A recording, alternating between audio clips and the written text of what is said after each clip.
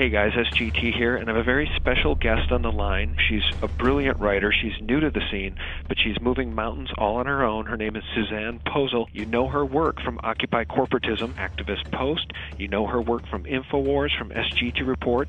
Everybody is picking up Suzanne's material. Suzanne, welcome. Thank you for having me. Suzanne, you're really a great writer. I really have to give you kudos on your research, your hyperlinks, your vetting, your information, and that's why everybody is picking up your articles, because they're very, very detailed, but you're talking about some very scary things. We do that too here at SGT Report. I talk to a lot of smart people. I spoke with James Wesley Rawls not too long ago, who said, and I quote, "We're entering into an age of deception and betrayal by our own government."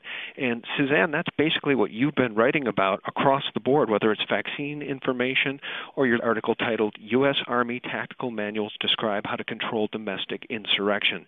Why don't you let people know why you wrote that and what it means? I wrote that because there's a bunch of articles that have come out. It started with Rex 84, and it's turned into a bunch of manuals and a bunch of executive orders that put in place martial law. And the military likes to perform war games, so that's why we're seeing military on the streets practicing. They are actually practicing. The tanks that we see on the streets and the National Guard patrolling neighborhoods and the practices that they're doing with our local police department, this is all in preparation for martial law, so that when they do actually lock down the country, they've got everything secured. People that don't run in these circles and to whom this information is new, Suzanne, they love to say that we're all conspiracy tinfoil hat-wearing nuts because we still live in a republic.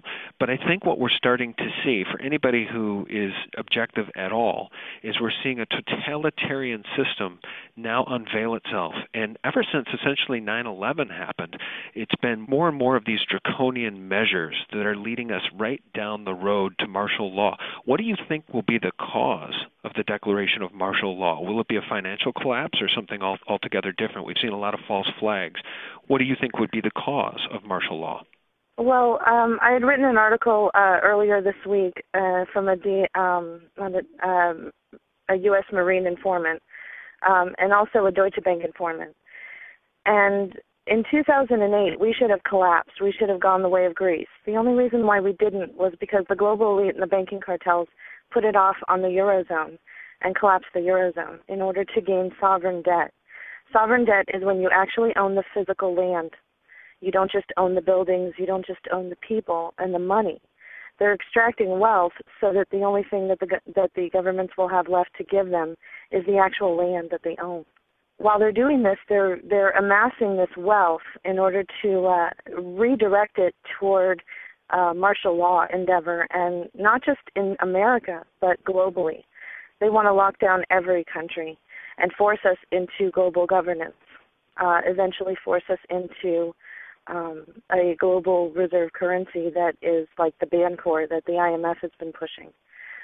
So in 2008, when Hank Paulson went to the Congress and said that they had to bail out the banks for $700 billion or martial law would be declared, they weren't lying. They went ahead and passed that, and they gave this money to the Chinese. But the Chinese, since then, have been backing their currency, their fiat currency, in gold. And China's been doing this, India's been doing this, and Russia's been doing this. Okay. So this is just to confirm that I'm here trying to make a mortgage payment in cash. I have $1,380 sitting in front of me for a $1,371 mortgage payment. And Bank of America is rejecting a cash payment of my mortgage here in Lakeport, California. Is that correct? So you need to turn that off. Is that correct? You need to turn that off, sir. This is what I've just been told. Bank of America has just refused to accept my mortgage payment in cash and is insisting on kind of a wire transfer. Apparently, in America, cash does not pay the mortgage anymore, is what I'm being told today in Lakeport. If you go back in history, the reason why we went after Gaddafi was because he was presenting the dinar, which was a gold-backed currency that he was getting together with other countries like in Africa he was going to subvert the global reserve currency, which is the U.S. dollar, and destroy its complete value by backing it with gold, because the central bankers haven't dealt in gold since 1934. So in order to avoid all of this, the central bankers are going after Iran right now, and that's what this war is about, to try and stop India and China and Russia from buying Iranian oil with gold. Because if they destroy the global reserve currency, which is the U.S. dollar, then what we're going to have is we're going to wake up one morning and we're going to be like Greece. And that's going to cause complete panic in this country. So since they already set off the financial time bomb in the Eurozone, they know that it's just a matter of time before it hits our shores. So they're preparing for it. That's why we see all the movement on the streets. People are seeing tanks being moved in Burbank, California. They're seeing, in their forested areas, they're seeing police, military, escorting them off the property. National forested lands. This is public land, supposedly. By the way, it's owned by UNESCO, and it's a World Heritage Site, so it's actually owned by the UN. But anyway, people are seeing military on their streets. In Anaheim, California, they announced that because of the protest, it was a state of emergency, which I feel is a code word for martial law. I think they're trying to beta test to see if they can go ahead and lock down the country by doing it incrementally through different stages, causing problems, problem, reaction, solution, causing problems in cities, and then go ahead and locking it down and seeing how it works, kind of like a war game. One thing I forgot to mention was through the Deutsche Bank informant, I was alerted to the idea that they're going to possibly create like an internet virus that would attack the banking system, like they're using Flame and Susnet. And there's a new cousin of these two that is going around Iran. Mm-hmm. And what they would do was, on a Friday afternoon, they would say, well, we have to shut down the banking system because there's a virus in all the banks. You won't be able to use your ATMs over the weekend, but on Monday morning you'll be fine. Well, if you hear of anything like that, you have 72 hours before they roll out martial law. So wait a minute, Suzanne, you're saying that if you see anything like that in the news media or otherwise, you have 72 hours? Why don't you repeat that, help people understand what that means? When they're going to roll out martial law, they think that when the financial collapse hits the shores of the United States, they have 72 hours. So with my Deutsche Bank informant and talks with other people in the alternative media, my contacts, I just think that it's possible that a scenario like this, I'm not saying that this will happen, but a scenario like this, and it would give you something to look for, a little red flag to look for. Let's say that the banks all say that there's a virus in all the banking systems, all of the banks, and they have to shut down, like on a Friday. We know that the Obama administration loves to do things on a Friday afternoon or when we're celebrating New Year's Eve. So Friday afternoon, they would say they're going to shut down the banks and get rid of this virus over the weekend. And on Monday morning, everything would be back up. Over the weekend, you wouldn't be able to use your ATM or pay any bills online, but everything will be fine on Monday morning. That is your red flag. You have 72 hours from that moment to do whatever you were planning on doing, get to wherever you were planning on getting to, hunker down whatever you were planning on hunkering down, because they're going to unroll martial law in 72 hours from that moment, whatever scenario they intend to unroll. And I believe that it has to do with the banks, because they're stealing money from us left and right. In fact, I've gotten reports from insiders that they're taking money out of private checking accounts. They're also stealing heirlooms.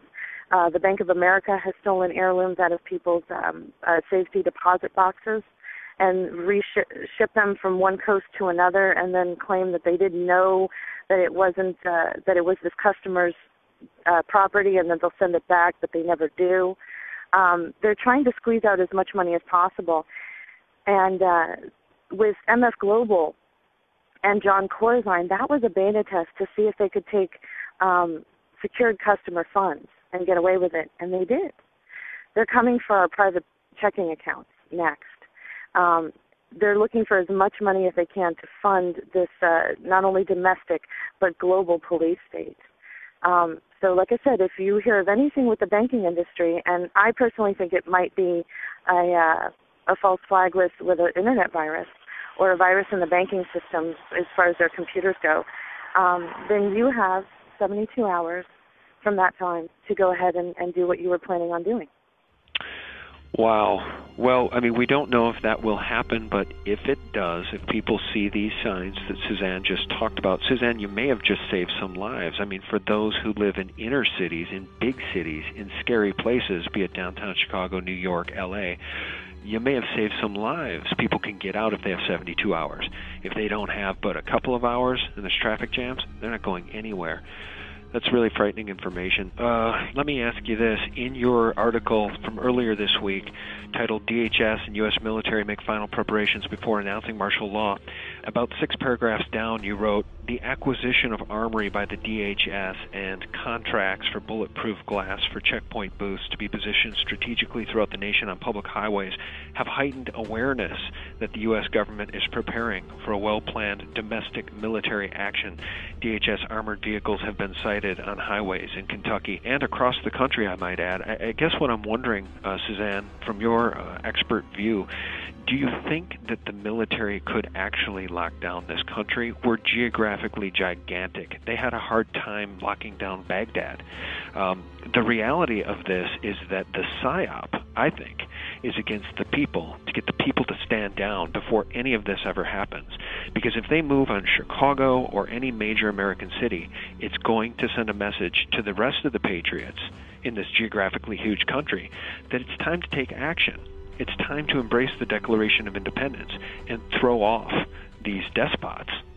What do you make of what I'm saying here? What do you think the reality is of them being able to lock down this country in any sort of martial law capacity? I agree with you that it's going to be difficult, and that's why they've done beta testing. The NATO summit, we saw that they were trying to do that there as well.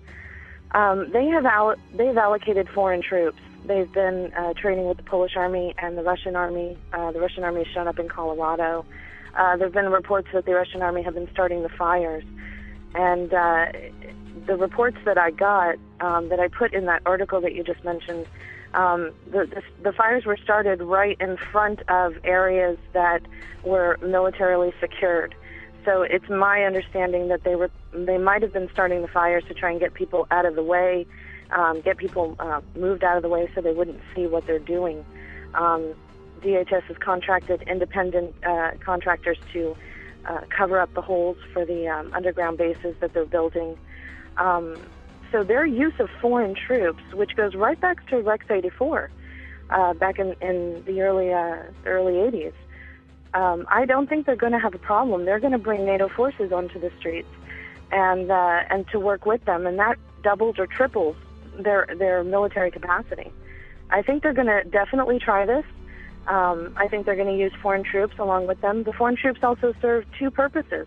They're extra security, and also if something does happen, well, they can blame it on the foreign troops. You know, they can say, oh my God, the Polish army was here. Oh, the Russians were doing this. We should go and get the Russians now. Yeah, I think what this government is now doing with these false flags with what I'm calling these false flags that we saw in Aurora and in Wisconsin, is they're doing their level best before martial law happens to disarm the people. What do you make of what I just said there, and what do you make of what I'm calling false flags in Aurora and Wisconsin, Suzanne? They are definitely false flags. James Holmes had ties all the way going back to his grandfather with DARPA and mind control techniques, and he was studying mind control. He worked with the Salk Institute on mind control and flicker fusion, which is where they insert images into the screen while you're watching television or even on a website, and it moves so fast that only your subconscious picks it up. In Aurora, his apartment was booby-trapped with homemade bombs. And the Pentagon has just come out and said that a lot of people homegrown terrorists are building these homemade bombs. And so they're asking Congress to relax posse comitatus in order to respond to this, to allow military